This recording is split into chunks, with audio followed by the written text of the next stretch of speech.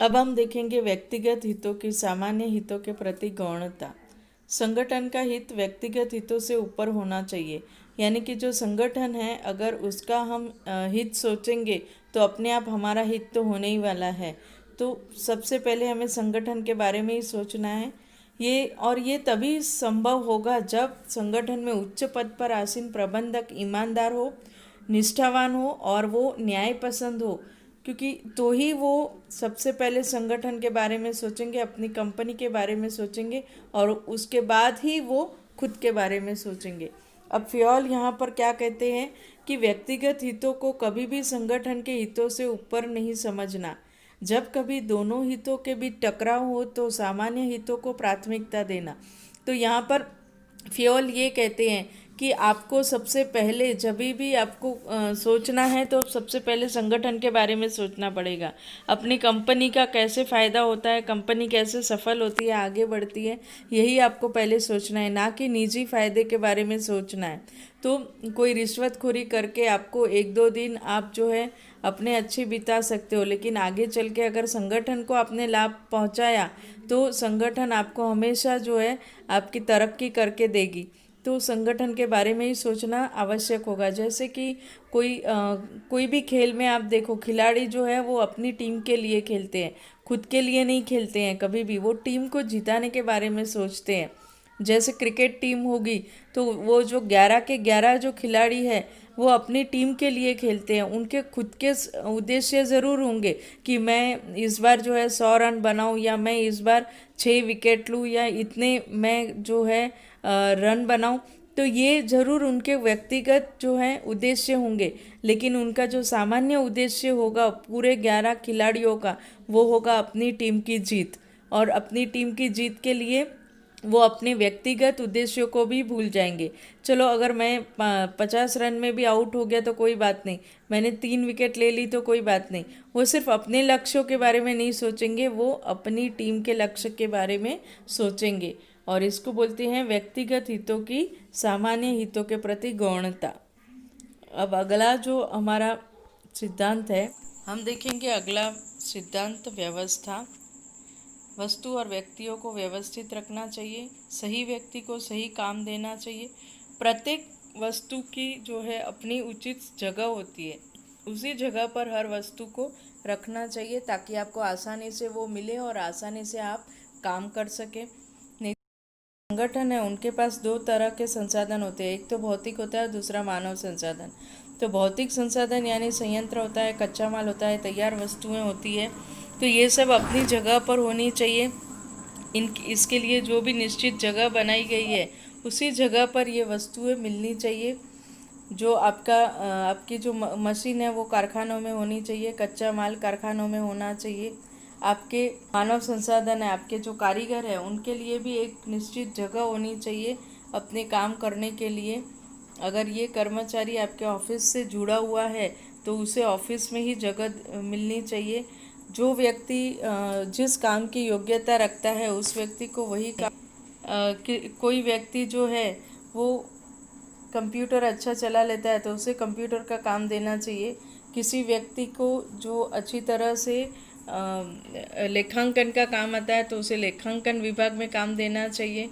कोई व्यक्ति अच्छी तरह से मशीनों को हैंडल कर सकता है तो उसे मशीन कारखानों का काम देना चाहिए। किसी को अच्छी ड्राइविंग आती है तो उसे आपको डिलीवरी वैन है या फिर आपकी जो गाड़ी है उसे चलाने का काम देना चाहिए। तो इस तरह के से सही व्यक्ति को सही काम देना चाहिए और जो भी वस्तुएं हैं वो उचित जगह पर होनी चाहिए। आपकी कारखानों में आपके मशीन और कच्चा माल होना चाहिए, गोदाम में आपका जो है तैयार वस्तुएं मिलनी चाहिए। तो इस तरह से आपको इस पर सारी वस्तुएं व्यवस्थित रखनी चाहिए। अब हम देखेंगे अगला सिद्धांत पहलपन। नई योजनाओं पर विचार करना, योजना को कार्यान्वित करना, ये प्रबंधक का काम है। तो प्रबंधक ने ऐसा वातावरण खड़ा करना चाहिए कि हर एक कर्मचारी जो भी नई काम हो उसे करने के लिए हमेशा उत्साह दिखाए और उसे अपने जो कुशल और योग्य कर्मचारी होते हैं उनको भी उनकी संतुष्टि होगी कि हमारे लायक कोई काम हमको मिला है। यहाँ पर प्रबंधक ने ये बात का ध्यान रखना है कि उसका जो व्यक्तिगत अहंकार होता है उस अहंकार को उसे जो है निकाल देना चाहिए और अपने अधीनस्थों को अपनी योजनाएं बतानी देनी चाहिए और उन्हें छूट देनी चाहिए कि उसमें वो किस तरह से ये योजनाएं जो है उसको वास्तविक रूप देंगे, क्योंकि अभी तक योजनाएं सिर्फ कागज़ में लिखी हुई है। जब तक कर्मचारी काम नहीं करते हैं तब तक ये कागज़ में ही होगी। तो निर्णयों में अधीनस्थों की भागीदारी करना, तो ये भी एक बहुत ही अच्छा जो है विचार इनके मन में आना चाहिए। तो आप यहाँ पर जैसे देख रहे हो, ये जो प्रबंधक है उसने एक काम दिया, तो बाकी सभी कर्मचारियों में जो भी कुशल कर्मचारी है, योग्य है, वो आगे आया और इसको ही बोलते हैं पहल करना। यानी अगर कोई नई मशीन खरीदी है तो प्रबंधक बोलेगा सबसे पहले ये मशीन कौन चलाएगा, तो जो कुशल कारीगर होगा, जो योग्य होगा, वो आगे बढ़ेगा और उस काम को करने के लिए तैयार हो जाएगा। अगला सिद्धांत है सोपान श्रृंखला। यहाँ पर उच्च स्तर से निम्न स्तर तक के पदाधिकारी को दर्शाने का काम जो है वो सोपान श्रृंखला करती है। संगठन में कार्यरत सभी व्यक्ति एक दूसरे के साथ उच्च अधिकारी अधीनस्थ संबंधों द्वारा जुड़े होते हैं। यहाँ पर हम एक जो है उदाहरण देखेंगे। जैसे यहाँ पर हमें दिया गया है, इसको हम बोलेंगे सोपान श्रृंखला। अब ये सोपान श्रृंखला में क्या हो रहा है, तो यहाँ पर जो है ये उच्च स्तर है, जो ए है वो उच्च स्तर पर है और यहाँ डी जो है वो निम्न स्तर पर है। तो यहाँ पर अगर डी को अगर कोई काम है जी से, तो डी क्या करेगा, ये एक विभाग है, तो यहाँ पर डी और जी दो अलग अलग विभाग के कर्मचारी है। विभाग है, ये विक्रय विभाग है और दूसरा जो विभाग है वो विज्ञापन का विभाग है।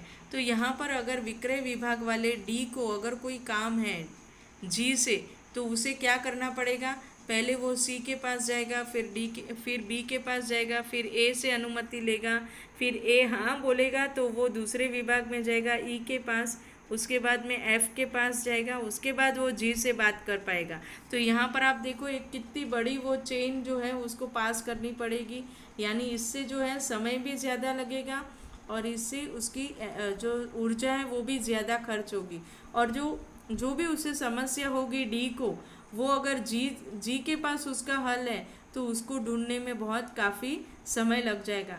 तो यहाँ पर जो है अब फेयोल ने ये कहा कि आपको इतना बड़ा रास्ता काटने की ज़रूरत नहीं है। अगर डी और जी एक ही लेवल पर काम कर रहे हैं, एक ही स्तर पर काम कर रहे हैं, डी जो फॉरमैन है एक विभाग का, विक्रय विभाग का, और जो जी है वो अगर विज्ञापन विभाग का फॉरमैन है, और दोनों डी को अगर कोई समस्या आती है तो उसे ए तक जाने की ज़रूरत नहीं है, वो सीधे सीधे जी के पास जा सकता है और जी से अपनी समस्याओं का हल ढूंढ सकता है। या अगर जी को कोई काम है तो वो डी के पास आ सकता है। ऐसे ही अगर सी को कोई समस्या है तो वो एफ से पूछ सकता है, बी को कोई समस्या है तो वो ई के पास जा सकता है। तो सीधे सीधे ये अपना काम कर सकते हैं, इससे ऊर्जा भी बचेगी और इनकी जो समय है वो भी बचेगा और निर्णय भी जल्दी ले पाएंगे। और इस चीज़ को हम क्या कहेंगे, इसको हम कहेंगे टोली रोपण। तो ये टोली रोपण जो है वो बहुत ही महत्वपूर्ण है और ये जो है वो सोपान श्रृंखला में हम इसको इस्तेमाल करते हैं। सभी कर्मचारियों के साथ में प्रबंधक ने न्याय संगत, निष्पक्ष और समान व्यवहार करना चाहिए। कार्य का विभाजन जब भी प्रबंधक करेगा तब कोई भेदभाव नहीं रखना चाहिए। अधिकार देते समय पारिश्रमिक तय करते वक्त कभी भी कोई भी कर्मचारियों के बीच में जाति, धर्म और भाषा के नाम पर भेदभाव नहीं करेगा।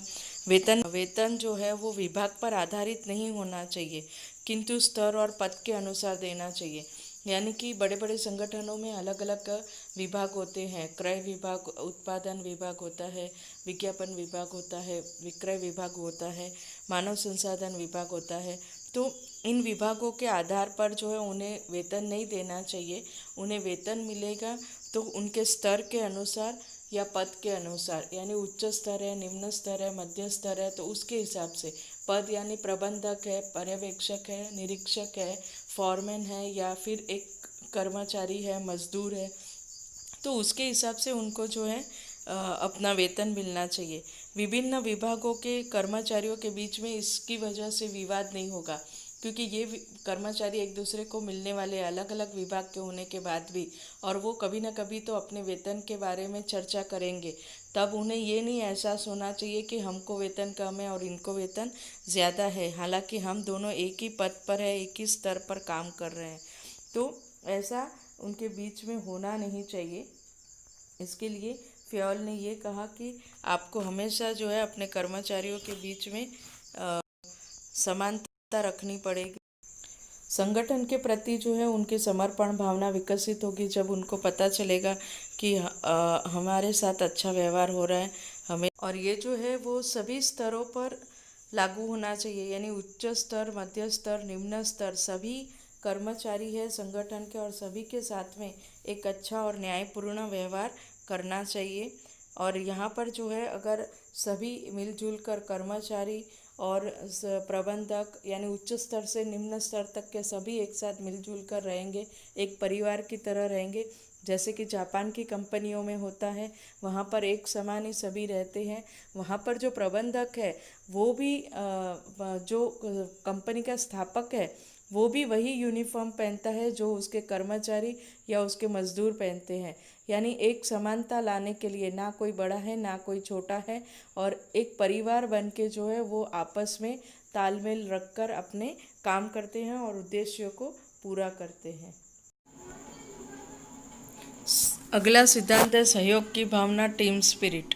कर्मचारियों के बीच सहयोग होना चाहिए। दल भावना यह एक बहुत ही बड़ी शक्ति है और मानव संसाधन संगठन की सबसे अनमोल संपत्ति है। जितने अच्छे आपके कुशल योग्य कारीगर होंगे उतनी ही नामना आपकी बढ़ेगी। तो इनके बीच में आपसी तालमेल होना ज़रूरी है, इनके बीच में विश्वास होना ज़रूरी है, और ये तभी संभव है जब ये एक दूसरे के साथ सहयोग की भावना से काम करेंगे। तो आधे से ज़्यादा जो समस्याएं हैं वो समस्याओं का हल आसानी से निकल पाएगा। यहाँ पर जो प्रबंधक है उन्हें बार बार अपने मानव संसाधन यानी कि अपने कारीगरों को प्रोत्साहित करना पड़ेगा, उनके उद्देश्य पूरे करने पड़ेंगे, उन्हें जो है उनके काम के लिए शाबाशी देनी पड़ेगी और एक अच्छा वातावरण उनको देना पड़ेगा ताकि वो मिलजुल कर सारे भेदभाव मिटाकर आपस में सहयोग से काम करे और अपने संगठन के सारे उद्देश्यों को पूरा करे। व्यक्तिगत हितों को गौण समझना, व्यवस्था, पहलपन, सोपान श्रृंखला, समता।